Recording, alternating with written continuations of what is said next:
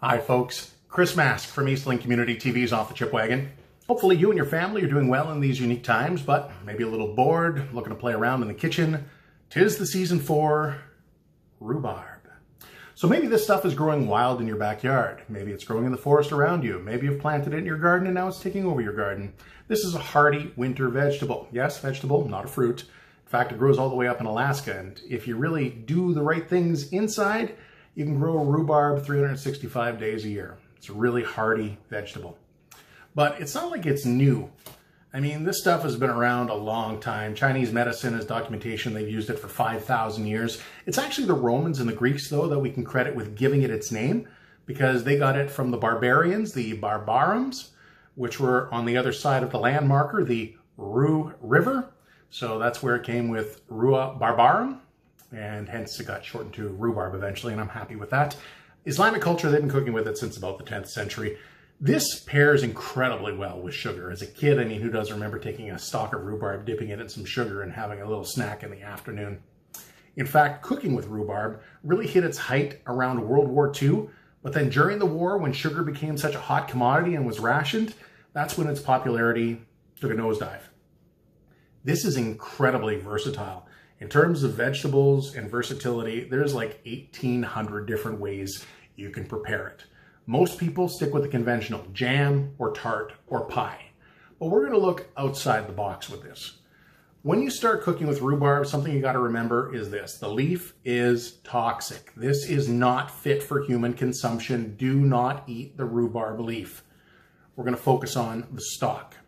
Two different types of rhubarb out there, aptly named the red rhubarb because it's red on the exterior and red on the interior when you cut into it. This here, it will eventually start to develop a little bit of red on the exterior as well, but the interior is going to be primarily green, and that's why they actually call this the Victoria rhubarb. I think it'd be the green rhubarb, but no, they've already got red, so they have to complicate it a little bit, right? So Victoria rhubarb right here. Regardless of which one you're cooking with, remember, stick with just the stalk. We talked about versatility a few videos ago. I infused gin with rhubarb. You can infuse some simple syrup with rhubarb as well, and this is fantastic on things like iced tea or in your lemonade. With Broken Antler Barbecue, we sometimes use a rhubarb barbecue sauce in competition, and this stuff here, delicious on chicken as well pork. If you really want to get adventurous, there's a Russian red rhubarb sauce, which is this, which is absolutely fantastic on lamb and wild game, and it's not that hard to make. The recipe, though, that I'm going to share with you, I'll be bluntly honest, I got this from a high school student in Espanola when we were there during season 3 to judge a culinary competition, and this dessert just blew my mind. I've shared this with foodie friends from coast to coast and all over, North America. This is a fantastic dessert when it comes to rhubarb. Sugar naturally has an affinity for it, like I was saying, but there's also spices, kind of like ginger, cinnamon, nutmeg, and that's why rhubarb is fantastic in chutneys and curries. But dessert primarily is how it's used. So instead of using rice to make a rice pudding, this is where we kind of get a little playful with this rhubarb dessert. We're going to use quinoa and make a quinoa rhubarb pudding. So here's the recipe. Get yourself 2¼ cups of water. You want to get 1½ cups of rhubarb. Could be fresh, could be frozen, your discretion, whatever you have handy, just chop it up. You want a cup of strawberries, fresh or frozen, again, whatever you have handy, chop that up. 1/3 cup of quinoa is going to go into this dish. It doesn't have to be cooked. You want to get yourself 1/2 teaspoon of cinnamon. We talked about things with affinity, cinnamon being one, sugar being the other, and that's why you need 1/2 cup of sugar plus an extra, about a tablespoon in case you have to adjust and tweak that sweetness a little bit. Just a pinch of sea salt kind of balances everything out there. You want 1/2 teaspoon of lemon zest. Make sure it's the yellow zest and not the white pith.